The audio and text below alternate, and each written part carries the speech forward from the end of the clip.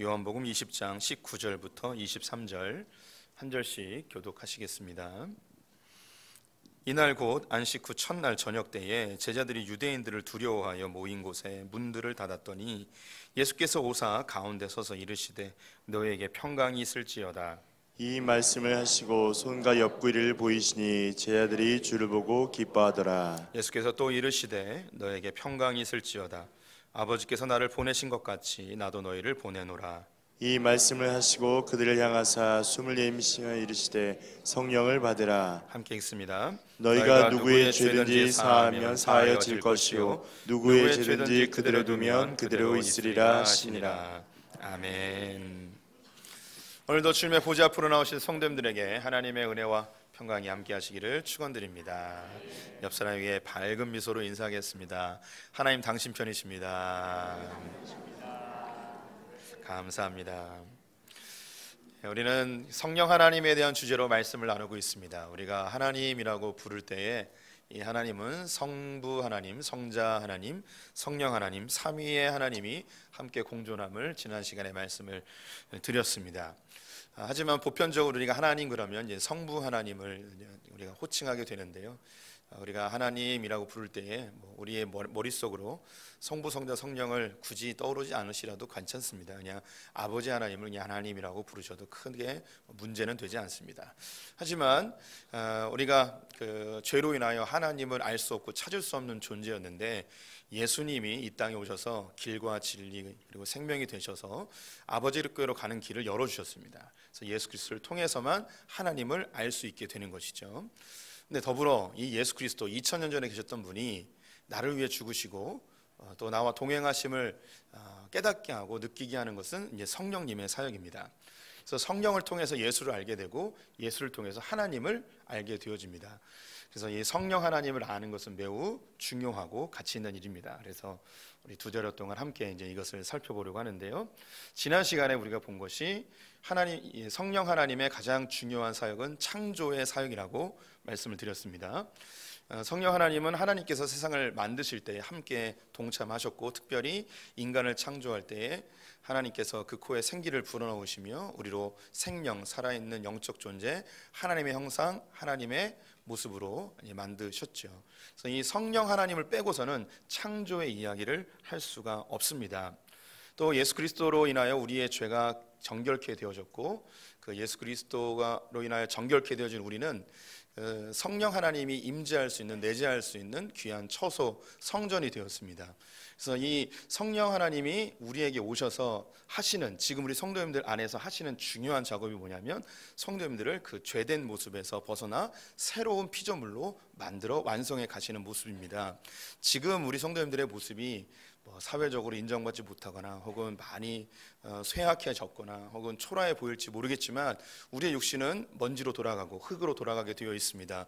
우리 안에 있는 이 속사람은 성령 하나님이 우리를 품고 우리를 지금도 여전히 만들고 계시고 하나님의 거룩한 그 모습으로 우리 완성해 나가시는 것을 우리 성도들이 반드시 기억해 주시기를 부탁을 드립니다. 옆에 있는 분들이 바로 하나님의 걸작품들이에요. 하나님이 지금 만들고 계세요. 또 때로는 우리가 교만해져서는 안 됩니다. 사회적으로 인정받고 혹은 내가 좀 괜찮은 사람처럼 느껴질 수 있겠지만 세월이 지나면 우리도 다 늙고 사회적 인정과 또 명망은 다 이제 바람처럼 스쳐 지나가는 것입니다. 우리가 이 세상의 것 말고 속사람에 더 관심을 갖는 성령 안에서 이 속사람이 잘 만들어질 수 있도록 주님께 우리를 내어드리는 그런 삶에 또 우리 성도님들이 더 가치를 두고 또 거기에 시간과 또 관심을 두는 분 되시기를 축원을 드립니다. 우리 말씀 한 구절 읽으면서 또 설교 시작해 볼게요. 디도서 3장 5절에서 7절 같이 읽어보도록 하겠습니다. 우리를 구원하시되 우리의 행한 바 의로운 행위로 말미암지 아니하고 오직 그의 긍휼하심을 따라 중생의 씻음과 성령의 새롭게 하심으로 하셨나니 우리 구주 예수 그리스도로 말미암아 우리에게 그 성령을 풍성히 부어주사 우리로 그의 은혜를 힘입어 의롭다 하심을 얻어 영생의 소망을 따라 상속자가 되게 하려 하심이라. 네, 우리 예수 그리스도의 중생의 씻음, 우리의 죄가 정결케 되어지는 은혜를 받았습니다. 그리고 성령님이 우리를 품고 우리를 새롭게 하시는 재창조의 작업을 하십니다. 그 다음에 우리에게 성령님이 부어지게 되어집니다. 지난주에 언급을 했듯이 이 병에 물을 가득 담기 위해서는 물 속에 담그면 됩니다. 우리가 이제 성령 안에 있게 되어지면 성령님이 우리를 품고 마치 닭이 알을 부화시키기 위해서 이것을 굴리듯이 우리를 품고 우리를 이제 만들어 가십니다. 더불어 우리 안에 성령님이 들어오십니다. 들어오시는 성령님. 우리가 성령 안에 있는 것과 더불어 성령님이 우리 안에 들어오십니다. 다시 설명해 드릴게요. 우리가 성령 안으로 들어가지만 성령님이 또 우리 안으로 들어오십니다. 그래서 우리 안에 들어와 있는 성령님을 뭐라 이야기하느냐? 내주하시는 성령님이라고 말씀드립니다. 그래서 오늘 주제는 무엇인가? 내주하시는 성령님입니다. 첫 번째 중요한 성령의 사역은 창조하시는 성령님이었고, 두 번째는 우리 안에 계시는 내주하시는 성령님입니다. 이건 좀 개념이 다른 거예요. 우리가 성령 안에 있으면 성령님이 우리를 품고 우리를 새롭게 만드세요. 근데 우리 안에 들어오신 성령님은 무슨 일을 하시는지 이것을 함께 오늘 나눠보도록 할게요. 원래 이 성령님은 우리 안에 있었습니다. 하나님께서 우리 안에 있게끔 창조하셨죠. 지난주에 읽었던 창세기 2장 7절 말씀 같이 읽어보겠습니다.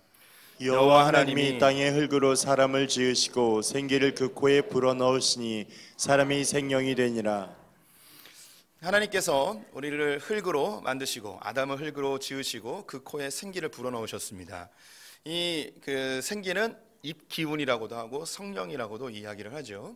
그래서 사람을 생명, 살아있는 영적 존재, 하나님의 형상, 하나님의 모습으로 만드셨죠.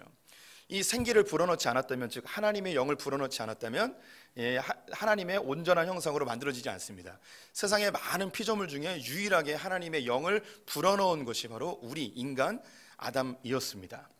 그렇다면 아담과 하와를 하나님께서 이렇게 생기를 넣어 하나님의 형상으로 만드신 이유는 무엇인가?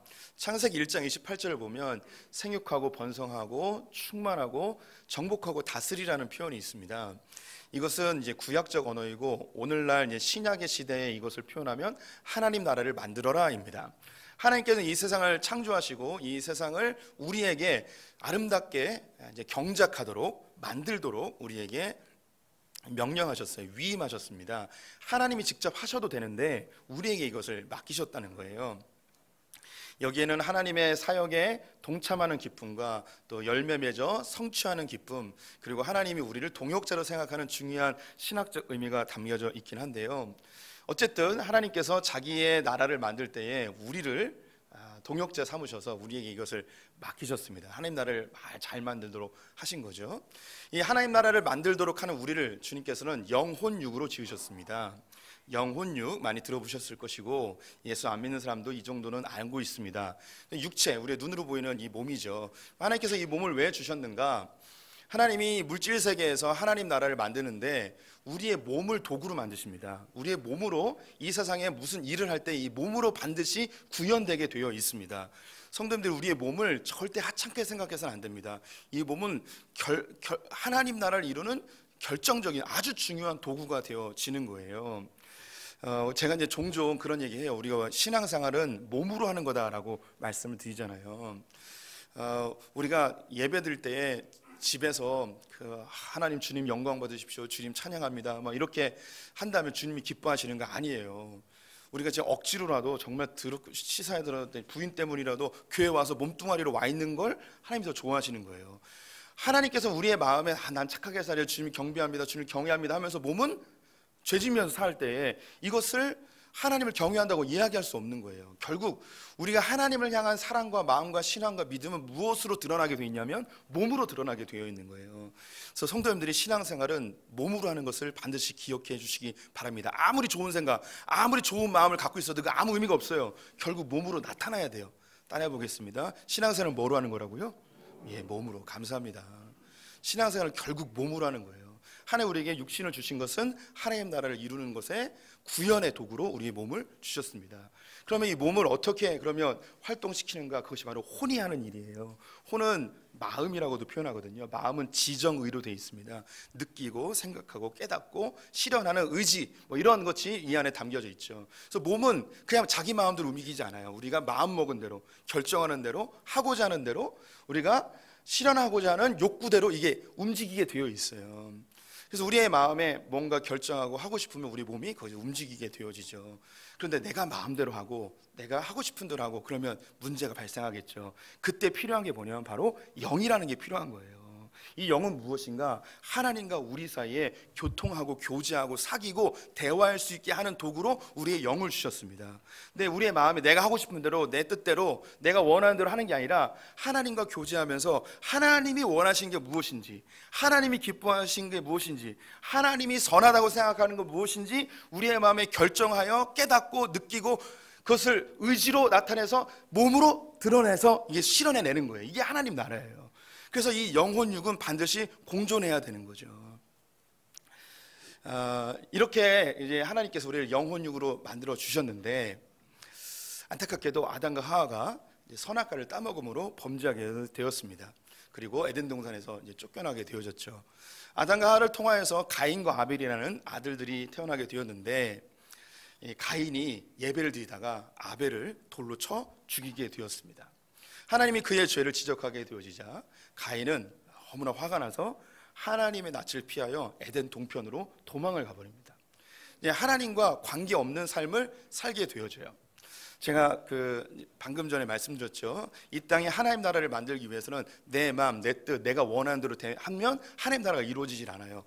이 영이 하나님과 교통하며 하나님이 원하시는 거, 기뻐하시는 거, 올바르게 생각하시는 것을 우리의 마음속에 결정하여 몸으로 실현해내야 되는데 이 가인이 하나님의 낯을 피하여 하나님과의 관계를 단절하고 하나님이 원하는 것, 하나님이 뜻하는 것, 하나님이 기뻐하시는 것과 관계없는 자기가 원하는 것, 자기가 뜻하는 것, 자기가 하고 싶은 대로 삶을 만들어냅니다.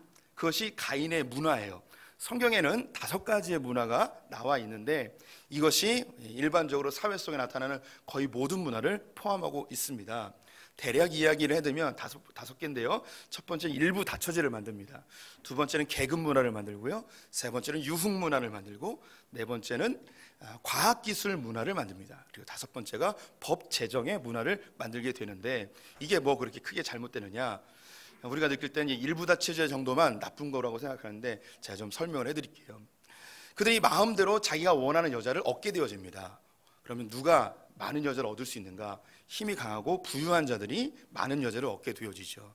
하나님께서 만드신 가정의 모습은 한 남자와 한 여자가 결혼하여 가정을 이루는 거예요. 이게 하나님의 뜻, 하나님의 계획이죠. 근데 자기가 원하는 대로 힘이 있고 부유하니까 원하는 여자를 마음껏 얻게 되는 문화를 만듭니다. 두 번째 계급 문화인데요. 이건 역시 강하고 부유한 자들이 약하고 가난한 자들을 그들의 종과 노예로 삼아서 그들은 장막에 거주하며 편안하게 쉬고 어려운 이들은 노예들이나 종들에게 시키면서 계급 문화를 통하여 자신들은 더 많은 부를 축적하는 그런 문화를 만들게 되어지죠. 하나님께서 인간을 만들 때는 평등하게 그리고 협력하고 동역하고 서로 돕는 역할로 만들어 놓으셨는데 하나님이 뜻하는 공동체의 모습과 가인이 만든 공동체의 모습은 전혀 다른 방향으로 흘러가게 되어집니다. 세 번째는 유흥의 문화인데요. 돈이 많아지고 그리고 자기가 노동하지 않으니까 시간이 많아집니다. 이로 인하여 나타난 것이 유흥의 문화입니다. 악기들을 만들고 각종 문화와 예술들을 만들었는데 이것은 서민들이나 가난한 자들이나 낮은 계급의 사람은 거의 누리지 못하는 소수의 부유한 사람들만 누릴 수 있는 그런 문화로 만들게 되어지죠.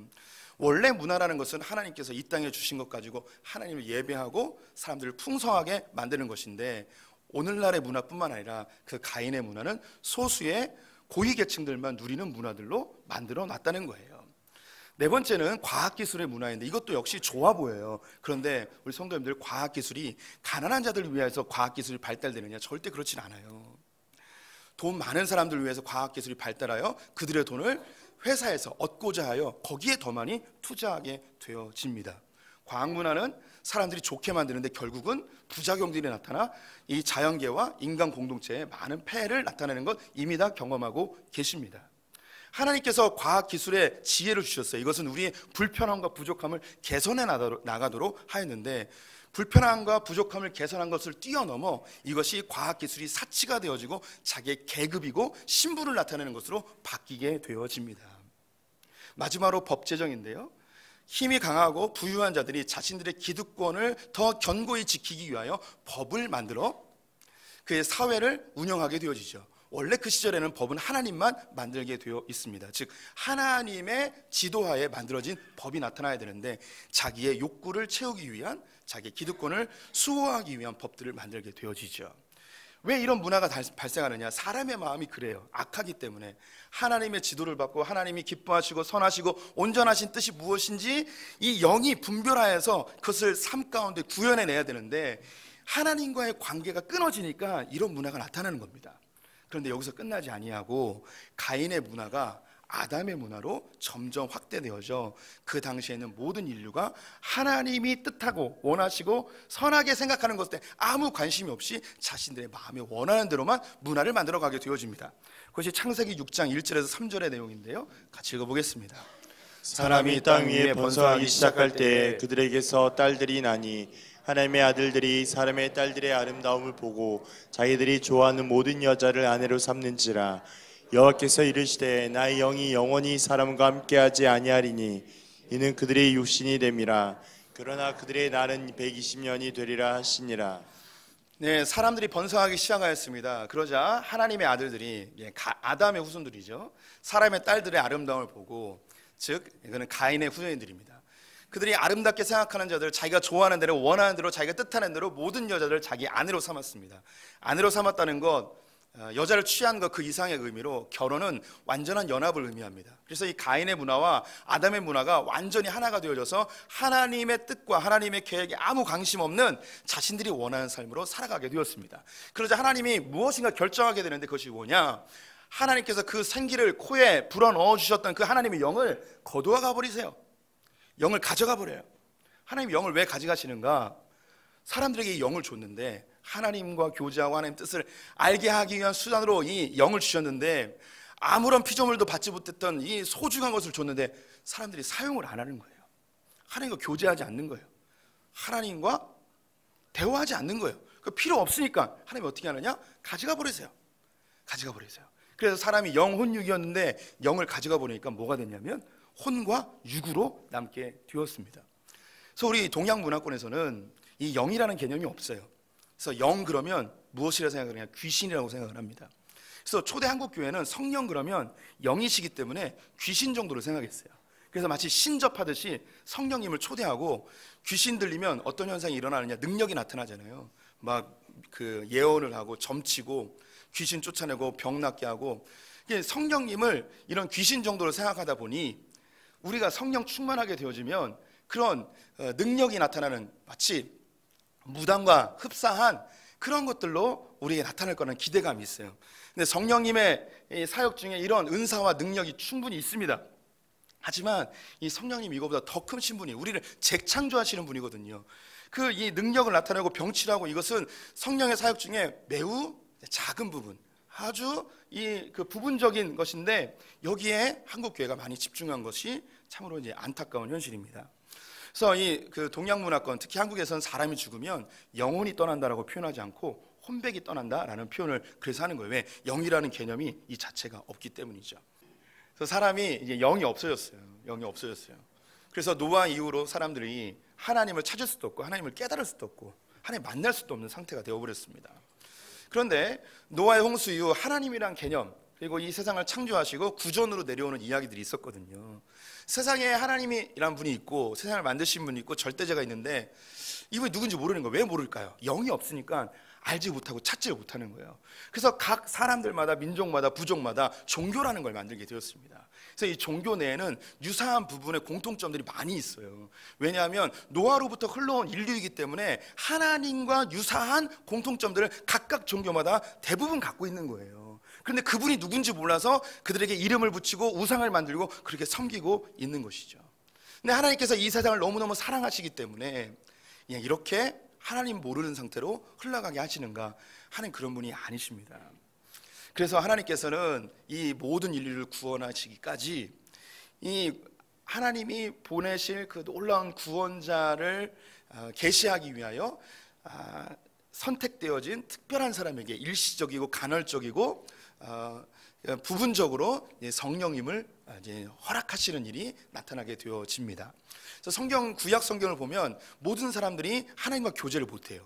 특정한 사람이 특정한 시기에 일시적으로 하나님과 교제하고 하나님과 대화를 합니다.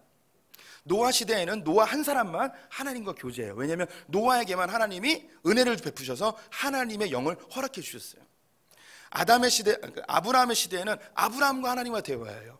그의 가족들은 그 누구도 하나님을 만날 수도 없고 찾을 수도 없습니다. 이삭 때에, 야곱 때, 그리고 요셉 때에 다 동일한 현상이 일어나게 되어집니다. 사울의 경우는 그가 타락하기 전에는 하나님이 그에게 성령을 부으셔서 하나님과 대화하고 마치 선지자처럼 예언하는 일까지 발생하게 되었습니다. 그런데 성령을 소멸하게 되어져서 하나님께 버림받게 되어지죠. 다윗 같은 경우 하나님이 영을 부으셔서 많은 시편들을 기록하게 하고 또 예언적 메시지들을 많이 선포하게 하셨습니다. 그가 한번 밧세바를 범한 이후에 크게 하나님께 징계를 받은 적이 있습니다. 그때 지은 시 중에 그런 구절이 있어요. 하나님의 영을 나에게서 거두어가지 말아주십시오. 다윗이 가장 두려워했던 게 뭐냐면 자기의 왕국이 없어지거나 자기가 그 왕위에서 내려오는 것, 이게 두려운 게 아니에요. 하나님과의 관계, 하나님과의 교제하는 것, 이 하나님의 영이 나에게서 거두어지면 하나님과 교제할 수 없는 것에 대해서 너무너무 두려워하며 하나님, 나의 죄악 때문에 하나님의 영을 거두어주지 마십시오 하며 하나님께 간절히 기도까지 하게 됩니다. 그 위에 많은 선지자들이 성경을 기록하기도 하였는데 그들 역시 일시적이고 제한적으로 하나님의 영을 받아 하나님과 교제하게 되어집니다.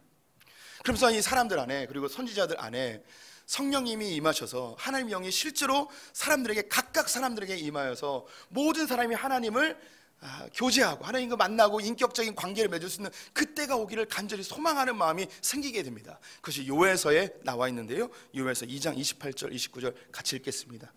그 후에 내가 내 영을 만민에게 부어주리니 너희 자녀들이 장래일을 말할 것이며 너희 늙은이는 꿈을 꾸며 너희 젊은이는 이상을 볼 것이며 그때 내가 또 내 영을 남종과 여종에게 부어줄 것이며. 그때 하나님께서 하나님의 영을 이 땅 가운데 다시 부어주시기를, 거두어갔던 그 영을 이 땅 가운데 부어주시기로 결정한 그때가 되어지면 자녀나 노인이나 청년이나 모든 세대가 다 동일하게 하나님의 영을 받는 때가 온다는 거예요.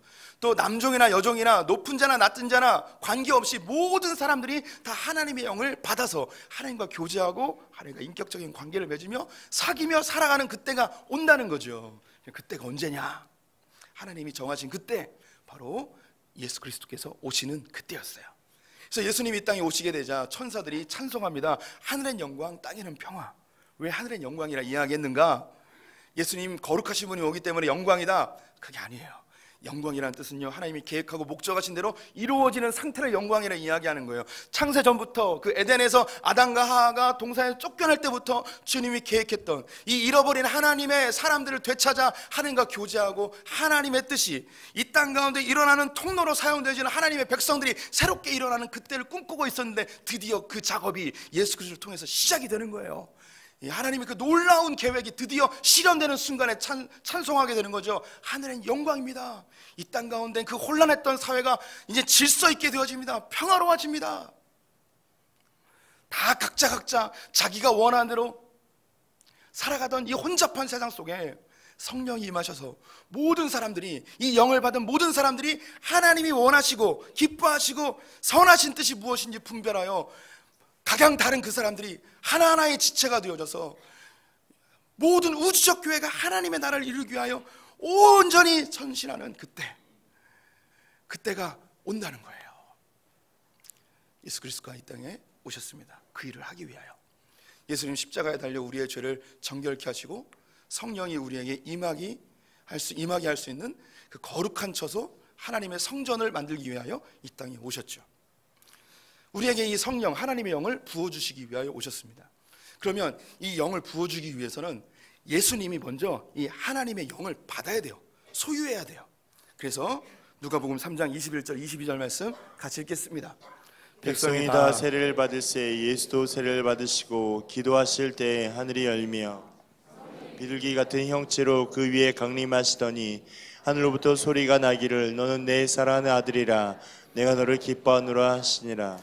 예수님이 세례 요한에게 세례를 받고 물에서 올라오실 때 하늘문이 열리면서 비둘기 같은 형상으로 성령이 임하게 되어집니다. 그래서 예수님 안에 성령이 강림하여 예수님이 성령을 소유하시게 되어지는 거예요. 이게 왜 중요하냐? 하나님이 성령을 주면 성령을 받은 자가 누구를 알게 되냐면 아버지 하나님을 알게 되어져요. 근데 제가 말씀드렸죠. 성령을 통해서 예수를 알고 예수를 통해서 하나님을 알게 된다고. 그러면 성령님이 어떻게 와야 되냐면 하나님이 아들을 보내야 되고 아들이 성령을 보내야 돼요. 그래야지 성령을 받은 자는 예수를 알게 되고 예수를 아는 자는 하나님을 알게 되는 거예요. 그래서 이 흐름이 있습니다. 그래서 예수님이 성령을 받아 우리에게 주게 되어지죠. 예수님 십자가에 달려 돌아가십니다. 우리를 정결케 하시고 우리의 모든 죄를 깨끗게 하셨습니다. 하나님께로 다시 돌아갈 수 있는 자격을 얻게 하셨습니다. 하나님의 자녀 되어지는 특권을 얻게 하셨죠. 그리고 하나님의 나라가 이 땅 가운데 임하게 하는 그 하나님과 교통하고 교제하고 사귈 수 있는 그 성령을 우리에게 주십니다. 그래서 오늘 읽었던 본문 요한복음 20장 22절 말씀 같이 읽겠습니다. 이 말씀을 하시고 그들을 향하사 숨을 내쉬며 이르시되 성령을 받으라. 성령을 받으라 이야기하죠. 근데 성령을 받으라 이야기하면 되는데 어떻게 하느냐? 예수님이 제자들에게 숨을 후 하고 내쉬면서 성령을 받으라 이야기를 해요. 왜 숨을 내쉬는가? 이것은 창세기 2장에 있었던 하나님께서 아담을 창조하시고 그 코에 생기를 후 불어넣으시며 하나님의 형상, 하나님의 모습, 생명으로 만드셨죠. 우리를 그렇게 다시 재창조하시는 모습을 보여주는 거예요.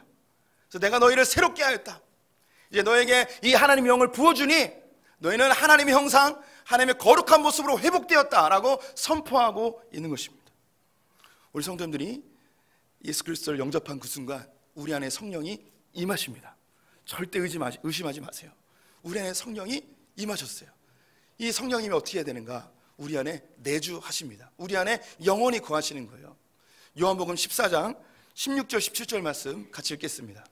내가 아버지께 구하겠으니 그가 또 다른 보혜사를 너희에게 주사 영원토록 너희와 함께 있게 하리니 그는 진리의 영이라 세상 능히 그를 받지 못하나니 이는 그를 보지도 못하고 알지도 못함이라. 그러나 너희는 그를 아나니 그는 너희와 함께 거하시며 또 너희 속에 계시겠습니다. 하나님께서 우리에게 생기를 불어넣을 때는 하나님의 영이 우리와 영원히 거하며 하나님과 교제하도록 하셨습니다.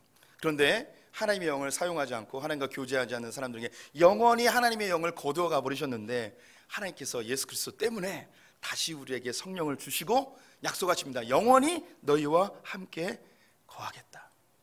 우리 안에 성령님이 내주하시며 우리와 영원히 떠나지 아니하시고 함께 하십니다. 이분의 이름이 뭐냐? 보혜사라는 분이에요. 이 보혜사는 해석이 불가능해요. 불가능하다는 뜻이 뭐냐면 너무 해석이 많아요. 이 안에는 상담자, 변호사, 교사, 위로자 이런 의미가 다 담겨 있어요. 그래서 성령의 사역은 단순히 병 치료하고 귀신 쫓아내고 방언하고 이 정도의 개념을 뛰어넘어요. 근데 제가 말씀드렸죠. 이 내주하시는 성령님을 주님께서 왜 주셨는가? 제일 정말 중요한 것, 우리 하나님 품 안에 있으면 우리를 창조하시는데 내주하시는 성령님이 하신 일이 뭐냐면 하나님과 교제하게 하는 거예요. 하나님의 뜻을 알게 하는 거예요. 하나님을 깨닫게 하는 거예요. 요한복음 14장 26절 말씀 같이 읽겠습니다. 보혜사 곧 아버지께서 내 이름으로 보내실 성령 그가 너희에게 모든 것을 가르치고 내가 너희에게 말한 모든 것을 생각나게 하리라. 성령님이 내 안에 내주하시면 우리를 깨닫게 해요. 그래서 성경 말씀을 보면 이게 무슨 말을 하는지 알게 돼요. 또 설교 말씀을 들으면 아 이게 이런 내용이구나 라고 깨닫게 하세요. 우리 여기 이제 성도님들이 계시는데 제가 설교한 걸 하나도 이해 못하는 분이 우리 가운데 있어요. 왜 그러냐? 아직 성령이 임하지 않거나 교회 다닌 지 얼마 안 됐으니 예수님을 영접하거나 그럴 기회가 없었기 때문에 이걸 못 깨닫는 거예요. 성경을 봐도 하얀 건 종이고 검정 건 글씨인 분들이 있어요. 예, 이분들 안에 성령님 아직 충만하지 아니하여서 아직 다 깨닫지 못하는 분이 있어요. 하지만 주님 안에 계속 있으면 영원히 떠나지 않은 이 성령님께 계속 간구하면 이걸 알게 되어져요. 그리고 하나님이 나에게 뭐라고 말씀하시는지 또 하나님이 어떤 분이신지, 예수님이 어떤 분인지 하나씩 하나씩 시간이 지나며 깨닫게 되어져요. 성령님이 우리 안에서 도우시며 우리를 그렇게 만들어가고 있는 거거든요. 성령님은 우리에게 또 보호자 되어주십니다. 우리 성도님들이 신앙생활 하다 보면 가끔 외부 강사님이 와서 이상한 소리를 할 때가 있어요. 그럼 놀라운 게 우리 성도님들이 우리 이 영혼이 알아요. 아, 이분이 좀 이상한 소리 하는구나. 예, 이게 좀 내가 알고 있는 것과 좀 다르구나 하면서 뭔가 정확하게 표현할 수 없는, 신학을 공부하지 않았기 때문에 지적할 수는 없지만 느낌적인 느낌으로 알아요. 아, 이게 뭔가 이상하구나. 이게 성령님이 우리의 신앙을 보존하기 위하여서 우리 이렇게 보호하고 계시는 거예요. 또 예수 믿는다고 하는 사람과 이렇게 대화를 하게 되는데 알고 보니까 나중에 이단인 거예요. 그럼 신기한 게 대화하면서 내 영이 지치는 걸 느껴요. 내 영이 막 힘들어요. 뭐가 안 맞아요. 느낌이 안 좋아요. 그걸 보면은 우리 안에 있는 성령님이 나를 보호하고 악한 것들을 지키기 위하여 우리로 깨닫게 하시는 하나님의 역사가 우리 안에 있어요. 또 우리 성령님은요, 상담자가 되어주세요. 이 보혜사라는 단어가 카운셀러라는 단어도 있어요. 그래서 내가 막 낙심하고 힘들고 막 낭망하고 그러면 성령님이 내 안에서 말씀해 주세요. 괜찮아, 주님이 너와 함께 하잖아. 두려워하지 마, 염려하지 마, 기도하면 돼. 하나님이 너의 든든한 백이 되어주셔. 사람들이 뭐라 그래도 그거 신경 쓰지 말고 하나님만 바라보고 그렇게 전진해봐 하면서 우리에게 나의 마음은 너무나 낙심하고 너무나 우울하고 너무 죽고 싶은데, 신기한 것이 내 안에 어떤 다른 음성들이 나를 깨우는 거예요. 내 영혼을 두드리는 거예요. 그래서 하나님께서 나를 어떻게 보시는지 이걸 알려주시는 거죠. 이 성령의 보혜사라는 단어에는요, 변호인이라는 뜻이 있어요. 변호인. 그럼 사단이 우리를 공격해요. 넌 죽어야 돼. 넌 쓸모없어. 넌 그런 죄를 짓고도 하나님께 나갈 수 있다고 생각하니? 네가 이렇게 된 건 너의 죄 때문이야. 야, 봐봐, 너는 쓸모없잖아. 사람들이 다 너를 욕하잖아. 그렇게 사단이 우리를 끊임없이 참수하고 우리를 정죄합니다. 그때 우리 안에 계신 성령님이 작동을 하세요. 예수 그리스도 안에서 그 누구도 정죄함을 받지 아니한다. 생명의 성령의 법이 너를 자유케 하였다. 예수 그리스도가 이미 너의 죄를 위하여 다 깨끗게 하셨다. 과거와 현재 미래의 모든 죄가 정결케 되었다. 예수 그리스도의 보혈로 너는 깨끗게 되었다 이야기하며 성령님이 우리 안에서 우리의 변호인 되어주시며 이 사단의 참소를 막아내는 것을 경험하게 되어집니다. 이 성령이 우리에게 돕는 자세요. 헬퍼라는 의미가 있어요. 이 세상이나 혹은 내 자아나 나의 죄된 본성이나 사단은 우리를 속입니다. 넌 못해. 넌 절대 할 수 없어. 이거 하면 분명히 실패하고 너 여기서 사람들에게 수치를 당할 거야 라고 할 때에 성령님이, 하나님이 우리에게 주신 건 두려운 마음이 아니라고 이야기합니다. 하나님이 너와 함께 한다고, 하나님 안에서 능치 못함이 없다고 이야기하며 우리에게 해보라고, 우리 안에 이 성령님이 전혀 할 수 없을 것 같은 상황 속에서도 이 불길 같은 것을 뚫고 나가게 할 수 있는 그 놀라운 조력자가 우리 안에서 우리를 돕고 있어요.